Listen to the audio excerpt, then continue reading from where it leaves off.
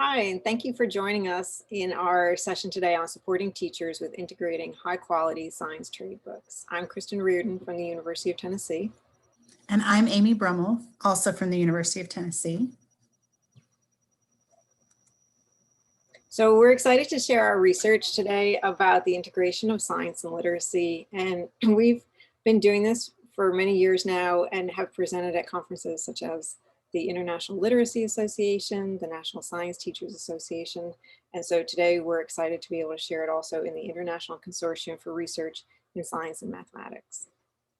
We know that teachers often struggle to combine science and address science content in their elementary classrooms.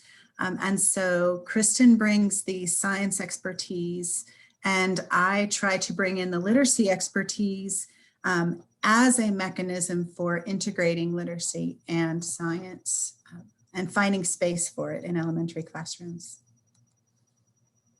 So in our session today, we have three main goals. We're going to talk about why science and literacy should be integrated, factors that make a science-based book, as we describe it, as worth celebrating, definitely worth your time and worth incorporating, and then look at some strategies for how we can integrate science with literacy.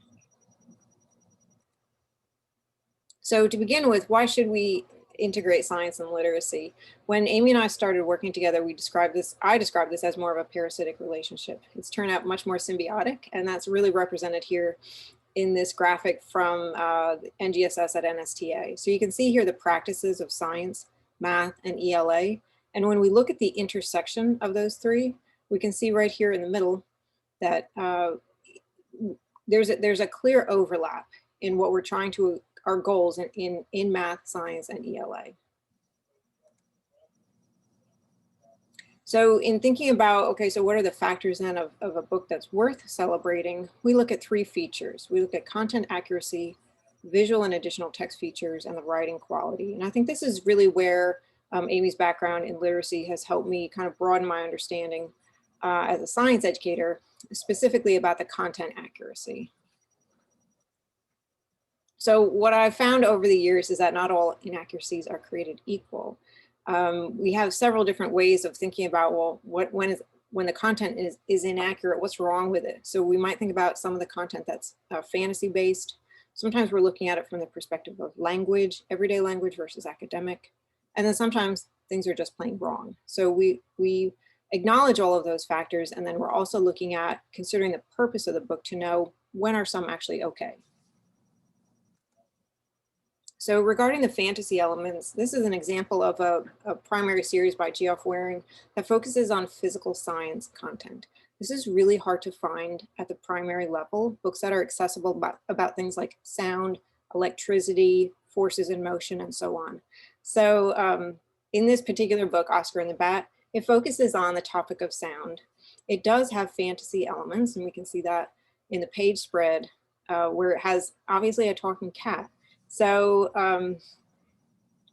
talking cat aside, this book does represent accurate science content pertaining to sound. So at the very end, there's a page spread of activities and a little bit more in depth of the content. So this would be one example of a fantasy element that we might acknowledge, but still be able to use this book for content. Another kind of accuracy that we've looked at is this idea of everyday language versus academic language. So for this particular book, Cricket in the Thicket, poems about bugs, an entomologist is going to cringe at that term. But when we think about the everyday language associated with six-legged creatures, it's often a term that we use. So in looking at the value of this particular book, it presents content information about insects in a poetry fashion. You can tell by the visual features that it's engaging to look at. And then if you notice in the rectangle on the bottom right-hand side, we have that additional information, and that's presented for each insect. So it might have a historical fact or again, some more science content. But so we can use a book such as this, even though we might want to overtly point out that not all insects are bugs, we can still use this book well in a science classroom. And then finally, there's the content that's just plain wrong. So this is a book, Hurricanes by Gail Gibbons. She has quite a number of great science-based books that incorporate things like labeled diagrams and text that's accessible. But in this particular book, there is actually a content inaccuracy when the definition of condensation is given. So as a teacher, we could decide maybe we're going to skip over this page. Maybe we're going to point out that this is the definition in this book, but it's not actually correct. Or maybe we're just going to use a different book about hurricanes. So that would be the kind of accuracy that I would say is going to give us the most pause when thinking about, do we use this book or not? So the next layer that we want you to consider, that we encourage considering as you are selecting books worth celebrating, is visual and additional text features. We will go over many of these, but I just want to touch on the first four because they are commonly recognized. Illustrations versus photos.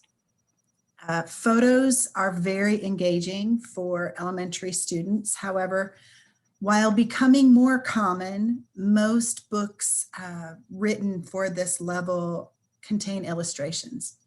They may be accurate illustrations, realistic illustrations, but we encourage, especially when looking at from a science content perspective, to search out photos as well, books that have photos. Along those same lines, most books written for elementary children do not contain captions. So when Kristin and I find a book with high quality photos that actually contain captions, it usually goes on the highly recommend list. Not always, but usually. We also encourage looking for charts, tables, and graphs, and the ways that they are integrated into supporting and extending the text that in ways that visually represent things differently. And finally, a glossary. A lot of these books do contain a glossary with content vocabulary words addressed at the back. That can be a very useful thing, not only for students, but for teachers who might not have the depth of knowledge around a specific area of content. These last four are other aspects that you may not be quite as familiar with, and so we'll give you some examples. This comes from a book by Julia Finley Mosca. It's called The Girl Who Thought in Pictures, Story of Dr. Temple Grandin. Mosca actually writes a number of biographies, and including a timeline like this is standard across those individual books. We know that students in elementary school and even into middle school can sometimes have a hard time conceptualizing time. And so this kind of visual representation really provides a concrete example for them to follow, and we find it very beneficial. Layered text is another aspect of some of these high quality books. You can see in the upper left-hand corner, there's a statement here, feathers can be warm like a blanket.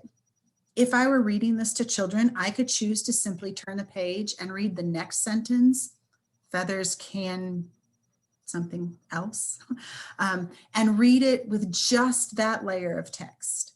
Or I could read feathers can warm like a blanket, and then take time to read what's in the text box and explain the different photos, or not photos, but illustrations that are there. So there are differing layers of text in this book by Melissa Stewart. We also really encourage looking for author's notes. This comes from Voyager's Greatest Hits, which was, the cover was included back on the list of visual features. But in this author's note by Alexandra Tsai, she talks about how she got interested in Voyager, and it was the intersection of her interest in space and her interest in music that really spurred her to write this book as she found out about the golden record and the role that that played.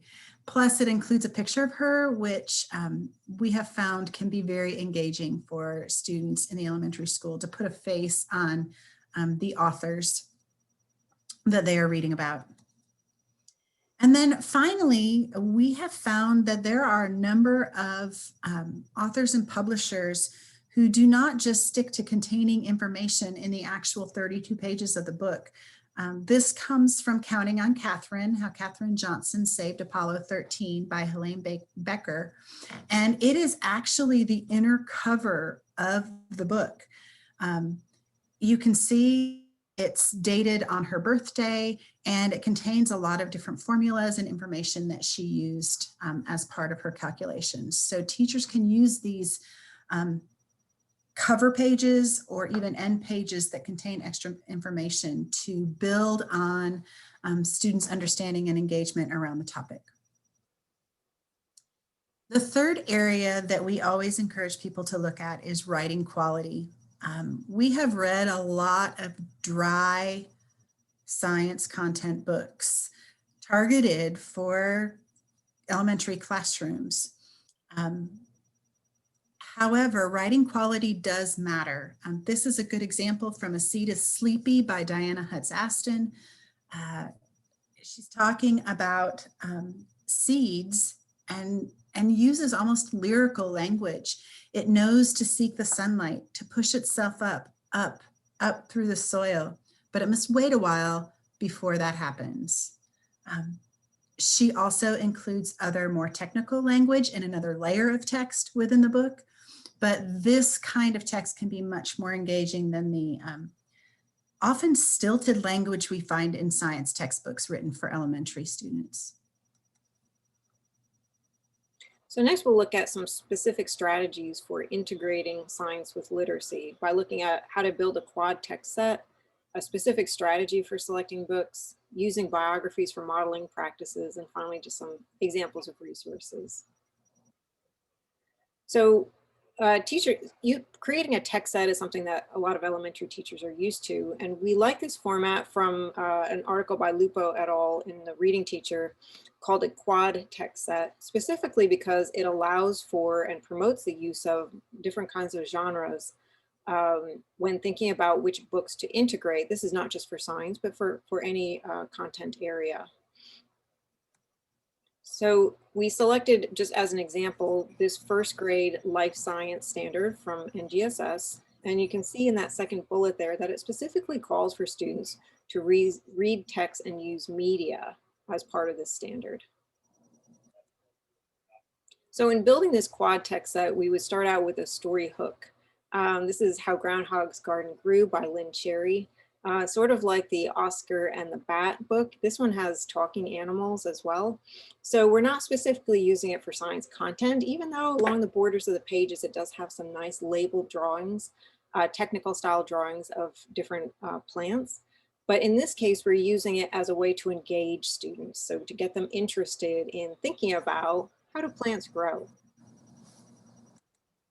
Our next one would be thinking about an accessible text. So this is Plant the Tiny Seed. And I'll let Amy talk about what that means. What does accessible text mean? So accessible text means that most of the students that you're intending to use this with can read the actual text either independently or possibly in a small group with support from the teacher. So in comparison, How Groundhog's Garden Grew is a little bit above a first grade reading level. It makes a great read aloud, but the Plant the Tiny Seed is closer to a first grade level in terms of readability. So another kind of text we can think about for supporting this standard is a visual text. So this one is Botanicum, and it's one in a series. There's another one called Animalium, and they're oversized books that are full of images that might remind you of being in a natural history museum. This is not a book for reading. It's definitely a book for browsing and kind of being intrigued by the different plants that are presented. And then finally, we're looking for the target text. So this is our goal, to get to a point where students can understand apply this content knowledge in the book. So Are Trees Alive is by Deborah Miller, and this was actually based on a question that her own child asked, are trees alive? And so in this book, she's making analogies between structure and function in humans and in plants to show the similarities and to make those comparisons. One of the key points about this book is that it is developmentally appropriate. The complexity of trees is explained in a way that is understandable by the 6- and 7-year-olds that would be in a first grade class. So we wanted to put all of this together and provide a strategy for selecting books. And we have done that with a flow chart that will soon be appearing in our next article in the Reading Teacher. And it brings everything together in one spot that we've been talking about so far. So you start with selecting a book to match the science standard, and you think about what the purpose of this book is. Obviously, going one way on the flow chart, if it's for generating interest, you can choose from any genre, any one of those that we talked about. If you are looking primarily for content support, you're probably going to stick more to the traditional informational text, whether it's non-narrative or narrative, or even informational text in the form of poetry.